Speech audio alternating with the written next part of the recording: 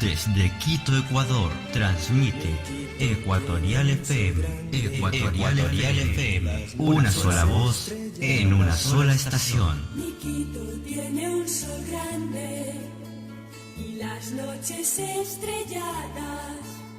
La luna por el oriente. La información más completa acerca del deporte adaptado para personas con discapacidad visual tiene su espacio en Sonidos del Deporte.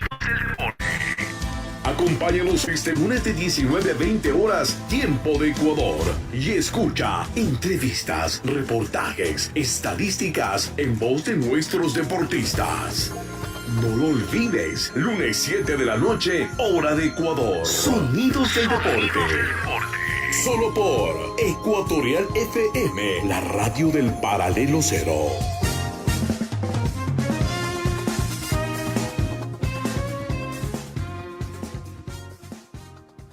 El pueblo unido jamás será vencido. El pueblo unido jamás será vencido. Este y todos los miércoles, a partir de las 7 de la noche, tienes una cita junto a José Ramón García en La Ventana del Folclor. 120 minutos impregnados de lucha, tradición y amor. Porque no engraso los ejes, me llaman a abandonar. La Ventana del Folclor. Con lo mejor de la música latinoamericana. Solo por Ecuatorial FM, la radio del Paralelo Cero.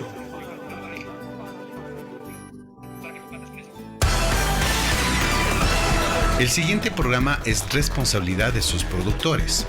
Ecuatorial FM no se responsabiliza por las opiniones vertidas por sus conductores o invitados.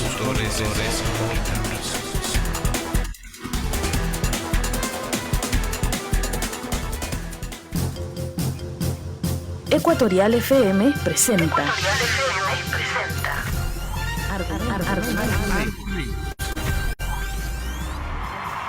Este Ecuador que no lo queremos enredado en lo intrascendente, sino en lo valeroso, luchador, infatigable, forjando un destino de grandeza. Argumentos. Para cambiar este país se necesita el poder, pero como instrumento de servicio, no como instrumento para servirte a los demás. Actores políticos, económicos y sociales de Ecuador y del mundo muestran sus opiniones en Argumentos. El odio nubla el cerebro, contamina las más claras inteligencias. Argumentos. Conduce Cristian Salinas. Bienvenidos.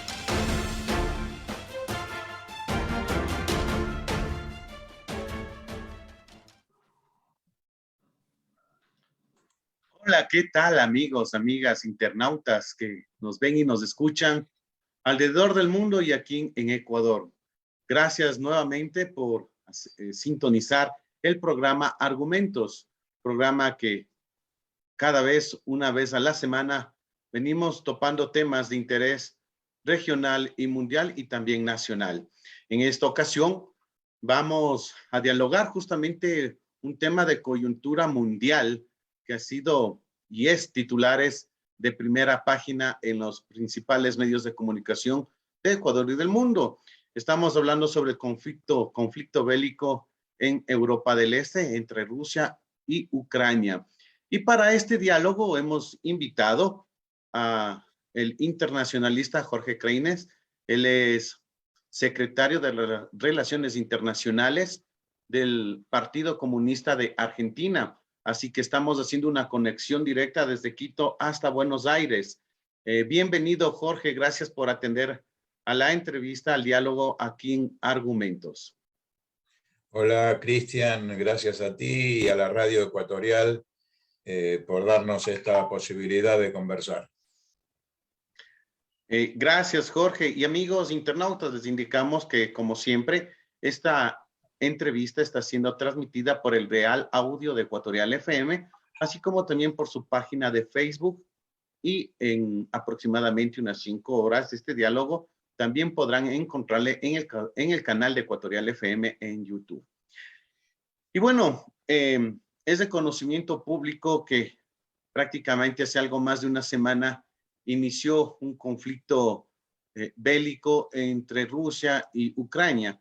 Este país, Rusia, inició unos combates hacia su vecino.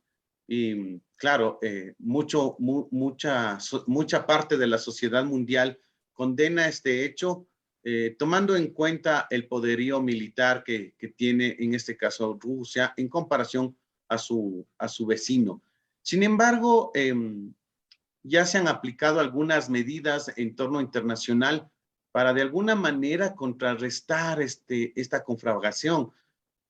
Estas medidas son las sanciones económicas que ha tomado el contexto internacional, háblese de la OTAN, de los países del Tratado del Atlántico Norte, para de alguna manera debilitar y cambiar el curso de este conflicto bélico. Jorge, las medidas económicas tomadas como sanción contra Rusia y ahora incluso contra los personajes del gobierno y del entorno empresarial de este país, ¿debilitarán la capacidad bélica de esta nación? Bueno, en primer lugar, querido Cristian, este conflicto ha cobrado una nueva característica en estos últimos días, en la última semana, pero en realidad proviene de mucho tiempo antes, en particular cuando el gobierno de Kiev, después del golpe de Estado del 2014, empezó a discriminar a la población de cultura y de habla rusa en Ucrania y a reprimir a los pobladores de las regiones del este y del sur de Ucrania, más fronteriza con Rusia, y que tienen muchos aspectos con este último país. Como producto de ese fenómeno se constituyeron las repúblicas de Lugansk y de Donetsk como repúblicas populares, autónomas, y hace 8 años que el gobierno de Kiev viene atacando militarmente, bombardeando a estas localidades de Lugansk y de Donetsk. Y recién ahora, como producto de que se han roto los acuerdos de Minsk, por lo menos circunstancialmente, Rusia ha iniciado acciones militares sobre Ucrania. En verdad, son conocidas las noticias, los partes de guerra, las opiniones que vierten unos y otros sobre este conflicto, pero ante tu pregunta quisiera responder que seguramente van a generar algún tipo de dificultad a la economía rusa. Ya se devaluó internacionalmente el rublo y también el gobierno ruso ha tomado una cantidad de medidas en contra de esas disposiciones. Pero la principal tal vez es privar a Rusia de acceso al sistema SWIFT de transacciones bancarias. Y esto va a dificultar sin duda alguna el comercio de las empresas rusas, tanto públicas como privadas, con el resto del mundo. Entiendo que la respuesta que puede dar Rusia rápidamente en su acuerdo integral con la República Popular China es acelerar el camino para generar una nueva arquitectura financiera que no responda al sistema del dólar. Y esto seguramente demorará un tiempo, no será sencillo implementarla. Que se concrete puede poner en dificultades al dólar, dado que el primer exportador mundial es la República Popular China, que desplazó a Estados Unidos de ese lugar, y este es el país que hace más transacciones financieras en el globo. Por lo tanto, en el corto plazo es posible que le genere dificultades financieras, especialmente más que económicas, a la Federación de Rusia, pero en el mediano y largo plazo creo que el dólar y todo el sistema SWIFT y todo el sistema financiero occidental, que tiene sus capitales principales en Londres y en Nueva York, es el que va a sufrir las consecuencias. Justamente hablando de las consecuencias, entre estas medidas económicas usted ya nombró justamente el bloqueo del sistema de pagos del Banco Central de Rusia, ¿no? Desde Suiza. Pero si bien es cierto, como usted dice, hasta que se implemente un nuevo sistema juntamente con China, de pronto Rusia va a tener algunas complicaciones, pero solamente Rusia va a tener complicaciones con este bloqueo económico. De pronto la víctima también no podrá ser Europa, porque evidentemente Europa compra mucho a Rusia y al no tener sistemas de pago, los que se van a ver desabastecidos son los países europeos. Sí, efectivamente, muy buena tu pregunta, porque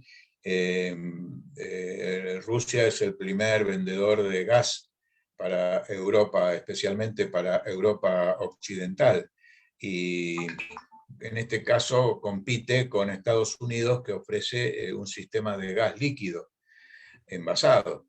Y para más datos, el gerente, el CEO de la empresa norteamericana que le vende el gas líquido a Ucrania, inclusive, es el hijo del presidente Joe Biden, Casper Biden.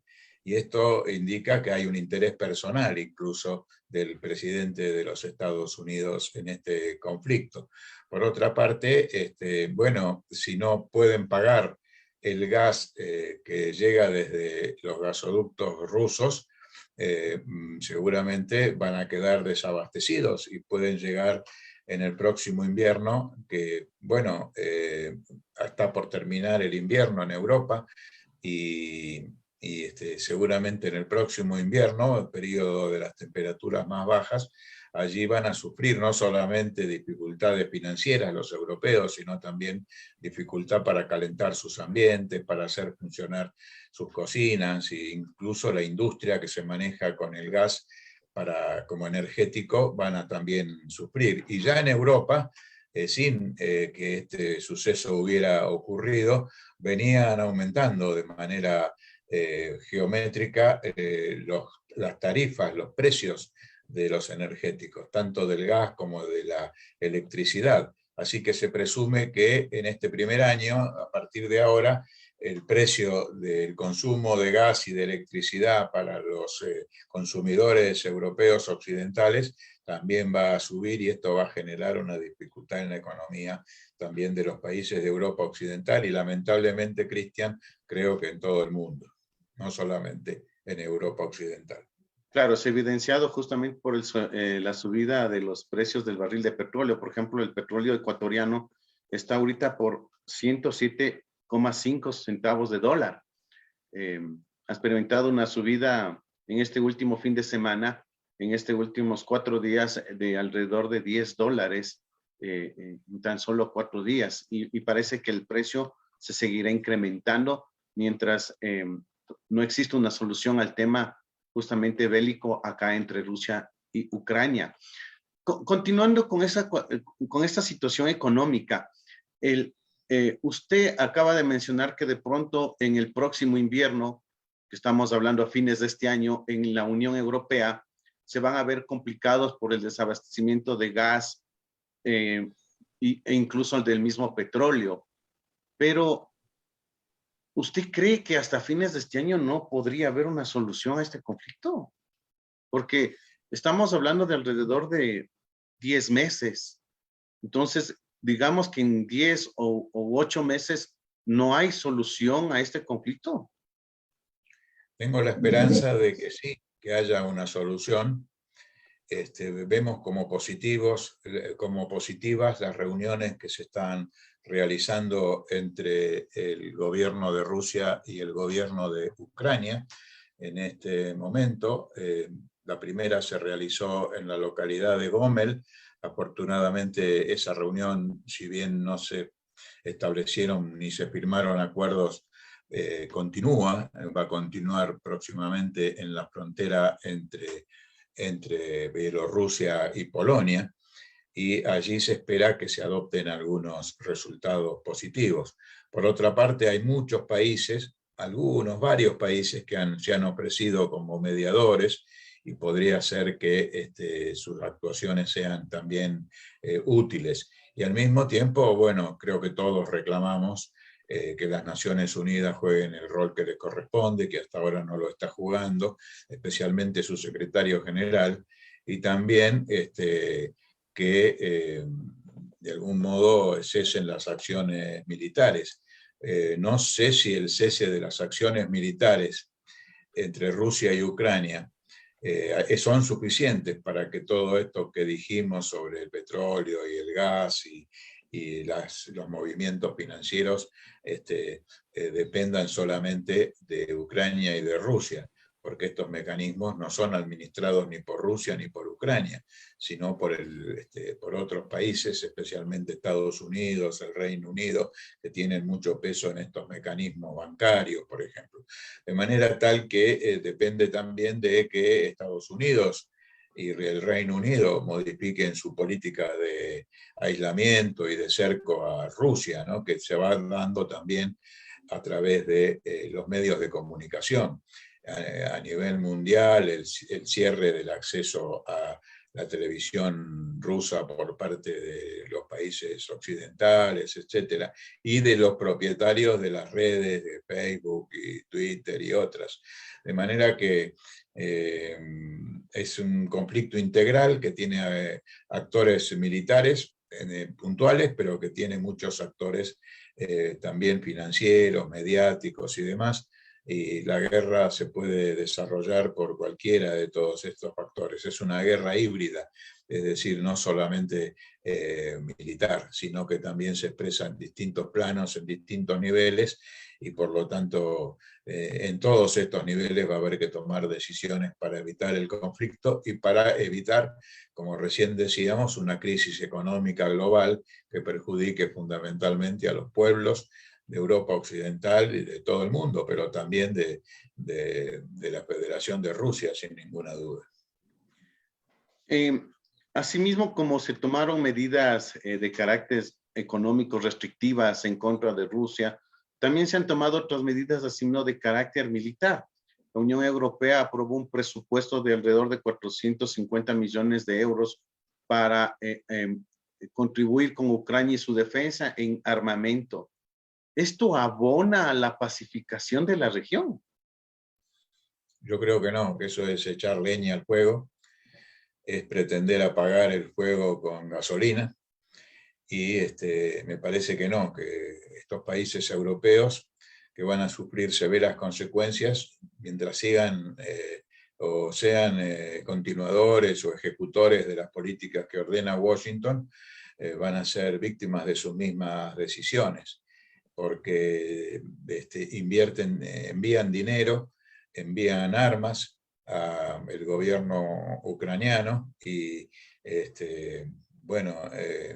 esto es muy, muy peligroso, pero además es peligroso para el presupuesto de estos países, que ya tienen dificultades financieras y económicas importantes. Pero te quisiera decir, Cristian, que creo que la correlación de fuerzas en el terreno militar sin duda favorece a la Federación de Rusia.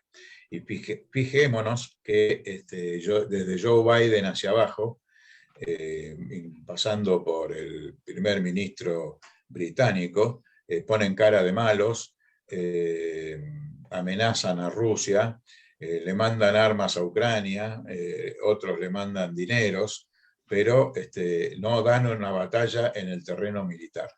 Es decir, que la tradición norteamericana y británica es la de responder inmediatamente en el plano de la guerra. Y esto no lo hacen. Es decir, lo que están diciendo es, tomen plata, tomen armas, pero vayan a pelear ustedes. De ninguna manera, ninguno de los países envía envía tropas. Y esto es un indicativo de que Estados Unidos no quiere una confrontación en el terreno militar, porque ya perdieron en la guerra mundial de Siria. Cuando digo guerra mundial de Siria, lo expreso así porque en el conflicto sirio participaron más de 16 naciones, ¿no? Y la aviación o la Fuerza Aérea rusa derrotó a la norteamericana y ganó el control del espacio aéreo de Siria, a pedido del gobierno sirio. De manera que no creo que Estados Unidos quiera hoy una confrontación militar, pero va a librar la confrontación en otros terrenos que son sensibles, como el de la economía, donde creo que Rusia a mediano plazo se puede recuperar, y donde es imbatible Occidente, creo que es en el terreno de los medios de comunicación. Creo que Rusia va a soportar una feroz campaña comunicacional que la va a presentar como el malo de la película, especialmente Putin, y a su vez creo que esto va a radicalizar las posiciones de Putin y lo va a volcar más hacia su alianza con la República Popular China. Y en América Latina habrá que ver cómo se van posicionando Cuba, Venezuela, Nicaragua y otros países que son que tienen relaciones muy buenas con la Federación de Rusia. Claro, bueno, más adelante justamente quería topar el papel de Latinoamérica en este conflicto, pero antes de entrar a esa especificidad del tema, quería justamente consultarle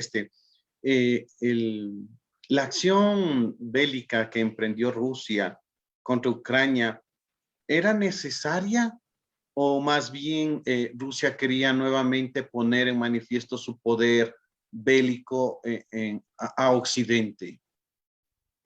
Bueno, estas cosas siempre pueden evitarse. Sin embargo, Rusia se consideró amenazada por un racimo de bases militares que Estados Unidos, el Reino Unido y la OTAN están colocando en las fronteras de Rusia.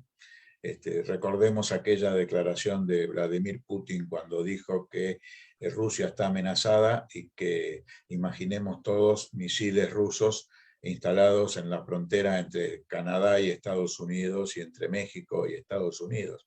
Y esto viola la Carta de las Naciones Unidas, que condenan el uso de la fuerza y la amenaza del uso de la fuerza. Por lo cual Rusia se consideró amenazada y los ataques de Ucrania o del gobierno de Kiev contra las poblaciones rusofónicas del este y del sur de Ucrania continuaron sistemáticamente. De manera que está en discusión quién es acá el que comienza las acciones militares y quién no. Eso es un debate que darán los rusos con los norteamericanos y que se dará en los organismos multilaterales. Pero siempre es posible evitar las acciones militares y siempre es posible, una vez iniciadas, hacer que cesen. De manera que nosotros aspiramos a que las negociaciones bilaterales que se están realizando y otras multilaterales rápidamente provoquen el cese de las acciones militares, el cese del fuego. Y agregaría que si se vuelven a retomar los acuerdos de Minsk que se firmaron en su momento oportuno, esta puede ser una buena base para establecer una paz que sea rápida, pero que al mismo tiempo intente ser duradera en esa región del mundo, Cristian. El gobierno de Ucrania justamente desde 2014, al parecer, como que un poco echó de lado justo a los acuerdos del que usted estaba mencionando, que por eso estos últimos 8 años hubo un velado conflicto entre los intereses rusos y ucranios, tomando en cuenta que Ucrania también comenzó a coquetear con Occidente, llamémosle así, y se olvidó de estos acuerdos. Pero al mismo tiempo, Occidente aprovechó esta circunstancia para provocar a Rusia y de esa manera Rusia reaccionó y claro, Occidente le pone como el feo y el malo de la película. Sí, sí, es así y como te dije, hay un gran mensaje comunicacional en todo el mundo todos los grandes medios de comunicación hegemónicos repitiendo el discurso de que el responsable de todo esto es Vladimir Putin o el gobierno de la Federación de Rusia. Pero hay que ver la cosa de ambas partes y al mismo tiempo establecer bien cuál es el concepto de seguridad. Cuando se habla de seguridad internacional, no se habla de seguridad para un bando y de falta de seguridad para el otro. Es decir, la seguridad debe ser para todos. La seguridad debe ser un concepto universal. Todos los países tienen derecho a tener una seguridad de que no va a ser atacado. Y queda más o menos claro con las informaciones que da el gobierno de Moscú que la seguridad de Rusia estaba amenazada por este racimo de bases militares y de misiles apuntando a Moscú, pero son unos misiles que pueden llegar hasta los Urales, que están instalados en las repúblicas bálticas, en Polonia, en Rumania y en otros lugares muy cerca de las fronteras rusas. ¿Se podría interpretar que con este conflicto renace el llamado Pacto de Varsovia con la cortina de hierro? No, porque el Pacto de Varsovia justamente fue un pacto que se construyó después de que se creó la OTAN y cuando se disuelve el Pacto de Varsovia como producto de la caída del muro de Berlín y de los gobiernos de los partidos comunistas en el este de Europa, bueno, allí la OTAN se mantiene, y no solo se mantiene, sino que se despliega hacia el este. Muchos de los países que integraban el Pacto de Varsovia ahora están integrados en la OTAN, y evidentemente para Rusia esto fue un problema muy grave, pero Moscú considera que Ucrania es un país clave, y que si Ucrania ingresa en la OTAN es sumamente peligroso para la seguridad rusa. El tema es que los acuerdos de la OTAN son como los acuerdos de los tres mosqueteros, si vos me permitís el recuerdo de la infancia, que es que los tres mosqueteros son todos para uno y uno para todos, de manera que cualquier pequeño conflicto fronterizo, algún error de las guardias de frontera puede justificar ser considerado una agresión, y allí pueden acudir todos los países de la OTAN en defensa de Ucrania, según el estatuto de la OTAN. Entonces no es que Rusia tiene un capricho de que Ucrania no entre a la OTAN, sino que es muy peligroso para la seguridad rusa que esto ocurra. Así que no hay posibilidad alguna de constituir un pacto de Varsovia en este momento, pero sí existe la posibilidad de que algunos dirigentes europeos restrinjan su colaboración con los planes de la OTAN, se vayan declarando neutrales, y que en este sentido se separen de la política de los Estados Unidos y del Reino Unido, y bueno, que prevalezca la razón, que jueguen por otra parte los pueblos de estos países. Hay una historia de los movimientos pacifistas que tiene que hacerse presente, que tienen que movilizarse los pueblos con su alegría, con su colorido, a la luz del día, salir a pedir por la paz, por el cese de las agresiones, del militarismo, y que se pueda llegar a un acuerdo que permita que Rusia ponga fin a sus acciones militares y que las bases militares de la OTAN que apuntan a Rusia sean, desafectadas. Amigos internautas que nos ven y nos escuchan a lo largo y ancho del Ecuador y del mundo, estamos dialogando con Jorge Kraines, periodista y analista internacional de políticas, justamente de relaciones exteriores, de política internacional. Él es secretario de Relaciones Internacionales del Partido Comunista de Argentina. La conexión que tenemos en este momento es justamente desde Quito hasta Buenos Aires, al sur del continente, en el país de Argentina. Jorge, solamente para que nos disipar un poquito la mente, ¿cómo está el clima en Buenos Aires? Bueno, está muy agradable en el día de hoy. Hemos tenido días demasiado calurosos, pero en este momento no, tenemos una temperatura de unos 20 grados, se especula con una máxima de 28, 30 para el mediodía, la tarde de hoy. Aquí son ahora las 11:30 y de la mañana, y es un día agradable, soleado, muy lindo día. Así bueno, que estamos en ropa de verano, muy alegres de estar conversando contigo y que los oyentes y las oyentas puedan saber de cómo está Buenos Aires en este momento. Así es, un contraste acá con el clima de Quito, que en estos últimos días ha amanecido nublado, con lluvia, con frío. Evidentemente que el frío de mi país no se compara con los fríos invernales del hemisferio norte o del hemisferio sur cuando están en invierno, ¿no? Aquí las temperaturas más bajas alcanzan como mucho los 4 grados centígrados en Quito, y en invierno y en verano los 8 o 9 grados centígrados, en las temperaturas más bajas. Y evidentemente que las más altas en Quito fluctúan entre los 20 grados y las máximas 25 grados. Entonces, es un clima templado, llamémoslo así, a lo largo del año. No tenemos esos climas extremos. Y bueno, Jorge, para continuar con este diálogo, Ucrania también firmó la solicitud de ingreso a la Comunidad Económica Europea. El solo hecho de haber firmado esa solicitud para poder ingresar a la Unión Europea, ¿qué implica? ¿Qué implica? ¿Qué ventajas, podríamos decir, le dan a Ucrania por el hecho de haber solicitado ese ingreso? ¿O no, bueno, o no tiene nada? No, ellos están solicitando el ingreso a la Unión Europea y ahora han resuelto darle curso a ese pedido. Pero, lógicamente, la Unión Europea tiene sus exigencias.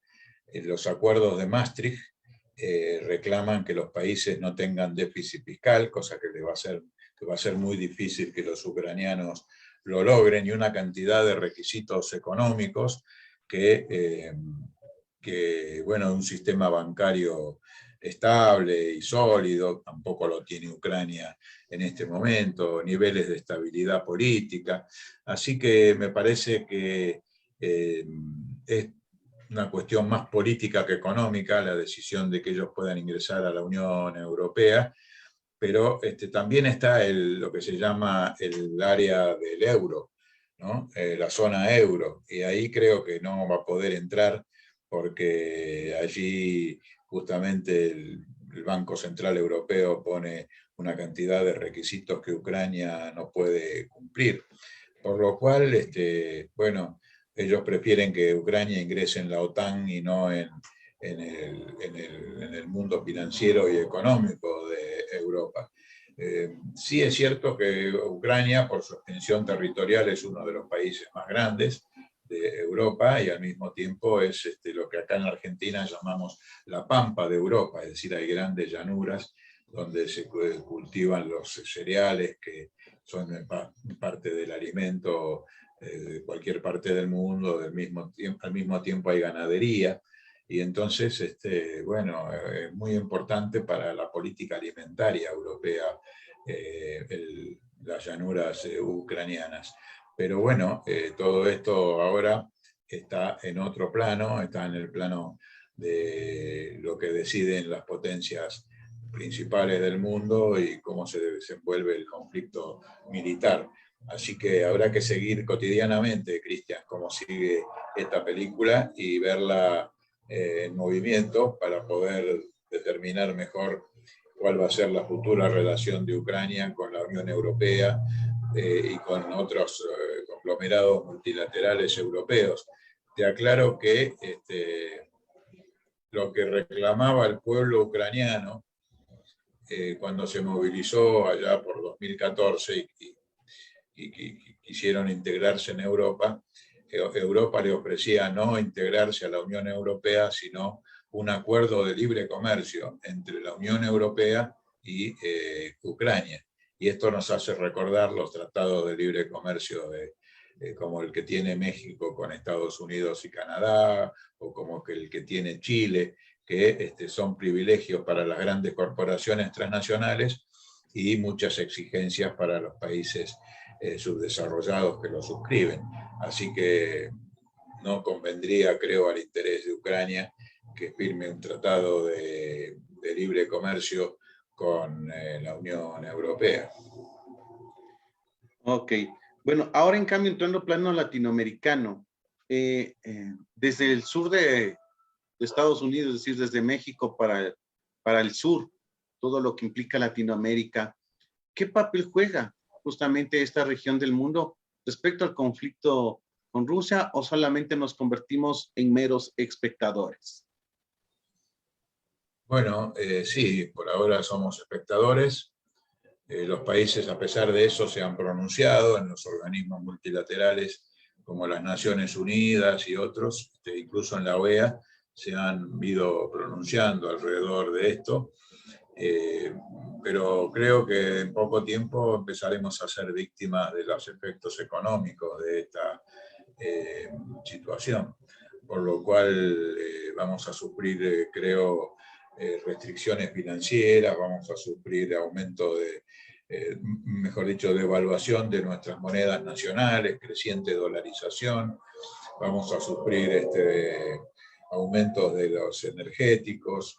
El Fondo Monetario Internacional está cada vez más exigente con los países que tienen deudas con el Fondo Monetario Internacional, de manera que todo esto es muy negativo, no hay forma de buscarle alguna pata positiva y hay que arreglar una paz rápida para que todas estas cosas se atenúen lo más posible. No todos los países latinoamericanos se han pronunciado igual, la mayoría sí se ha pronunciado a favor de Ucrania y pidiendo el cese de las acciones militares rusas, pero creo que Cuba, Venezuela, Nicaragua, Bolivia, México y algún otro país han adoptado una postura, digamos, que reclama la paz y que culpa a la OTAN y a los Estados Unidos por la situación que está planteada. Y aquí en la Argentina tenemos una dificultad porque el gobierno argentino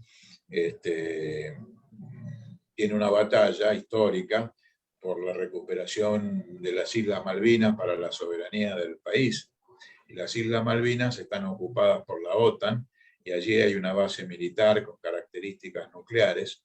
Sin embargo, el gobierno argentino en este conflicto se ha puesto del lado de la OTAN, es decir, de nuestros enemigos en la cuestión específica propia, que es el de las Islas Malvinas, que implica una política de control de la OTAN del Atlántico Sur, del paso interoceánico y del acceso a la Antártida.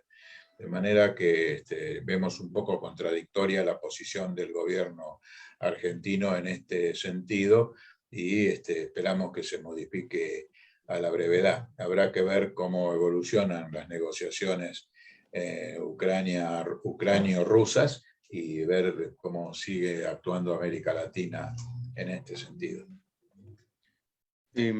Como estábamos hablando hace un momento, los precios, especialmente de los derivados de petróleo y del mismo petróleo, están subiendo por este efecto de la guerra entre Rusia y Ucrania. Y muchos de los países latinoamericanos son productores de petróleo en mayor o en menor medida. Pero esa circunstancia de los commodities que se les conoce, el alza de precios de los commodities, así también como de los metales preciosos como el oro, ¿no va a beneficiar a la economía de Latinoamérica?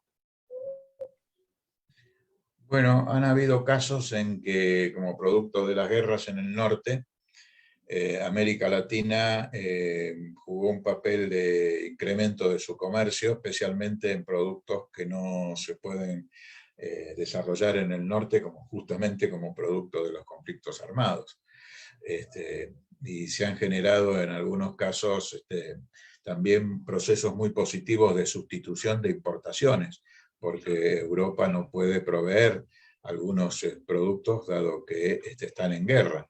Así que sí, creo que es posible que algún país se pueda beneficiar o alguna empresa privada de algún país se pueda beneficiar en particular, pero creo que los pueblos de nuestra región no van a ver demasiados beneficios en ese sentido. Y omití nombrar a Brasil, que tiene un gobierno muy de derechas, pero que sin embargo se ha alineado en este caso con la Federación de Rusia, ha evitado la condena a Rusia, lo cual nos llama mucho la atención por las características pro-norteamericanas del presidente Bolsonaro, pero tenemos que decir que es así. Justamente eso le iba a preguntar, Jorge, ¿cómo podemos interpretar que en Latinoamérica gobiernos que están alineados a Norteamérica, más que todo en la tendencia económica, en la tendencia de derecha que se le conoce, están apoyando a la Federación Rusa, y los gobiernos conocidos como progresistas, donde se entienden que están más alineados con los movimientos, digamos que de izquierda, y los que dan o son contrarios a Estados Unidos? ¿Cómo se entiende que pase lo contrario? Usted acaba de mencionar, Bolsonaro de derecha, notablemente partidario del régimen económico norteamericano, está presentando sus apoyos a la Federación Rusa, y por su parte, en cambio, Argentina, que viene de un movimiento progresista, en cambio muestra su apoyo, digámoslo así, a la OTAN y obviamente a Estados Unidos. ¿Cómo se interpreta esos apoyos en la región? Bueno, yo ya te comenté la realidad de Argentina. Efectivamente, en las elecciones presidenciales últimas ganó un frente amplio que abarcaba desde algunos sectores de la izquierda hasta sectores muy relacionados con la Embajada de los Estados Unidos, que me parece que son los que hoy están prevaleciendo en el gobierno argentino en esta crisis de Ucrania. De manera que eso es así. Y en relación a Brasil, yo creo que Jair Bolsonaro responde más a la línea política de Donald Trump que de Joe Biden. Y conocimos las declaraciones de Donald Trump, que dijo que lo que hace Biden es una locura, que si él hubiera estado en el gobierno esto no estaría ocurriendo, y que él considera que Putin es un genio y que hay que reconocerle esas virtudes. Así que me parece que la política de Bolsonaro se remite a la posición de Donald Trump, y al mismo tiempo hay que decir que desde la época de Lula el Brasil pertenece al club de los BRICS, es decir, al club de países que integra Brasil junto a Rusia, India, China y Sudáfrica. Y por lo tanto, Brasil no puede separarse económicamente demasiado de Rusia y de China por las necesidades de sus empresas en el comercio internacional alrededor de los BRICS. Así que por ese lado yo veo las explicaciones posibles, aunque a veces las opiniones de Bolsonaro no son pasibles de ser explicadas de una manera racional, pero mínimamente esos son dos aspectos que permitirían fundamentar con alguna racionalidad la posición del presidente actual de Brasil. Ok, Jorge. Bueno, el tema da mucho que hablar, mucho que interpretar, pero justamente son interpretaciones porque ya el tiempo nos dará o nos quitará la razón. Pero claro, el tiempo cuando nos dé o nos quite la razón ya no habrá nada que hacer. En todo caso, esto quedará nuevamente para la historia y esta será la que ponga las cosas en su sitio. Jorge, gracias por la presencia, por la participación en Argumentos, y esperamos tenerla en una próxima ocasión para seguir hablando justamente de estos temas de carácter internacional. Muchas gracias a ustedes, me he sentido muy bien, muy cómodo en la entrevista. Les mando un fuerte abrazo y el deseo que disfruten esa bella ciudad de Quito que tienen allí en el Ecuador. Gracias, gracias Jorge, y amigos internautas, gracias por su compañía, su sintonía, y recuerden que les esperamos la próxima semana con más de Argumentos. Un fuerte abrazo. Ecuatorial FM presentó. Argumentos. Este Ecuador que no lo queremos enredado en lo intrascendente, sino en lo valeroso, luchador, infatigable, forjando un destino de grandeza. Argumentos. Para cambiar este país se necesita el poder, pero como instrumento de servicio, no como instrumento para servirte de los demás. Actores políticos, económicos y sociales de Ecuador y del mundo mostraron sus opiniones en Argumentos. El odio nubla el cerebro, contamina las más claras inteligencias. Argumentos. Estuvo con ustedes Cristian Salinas. Hasta la próxima semana.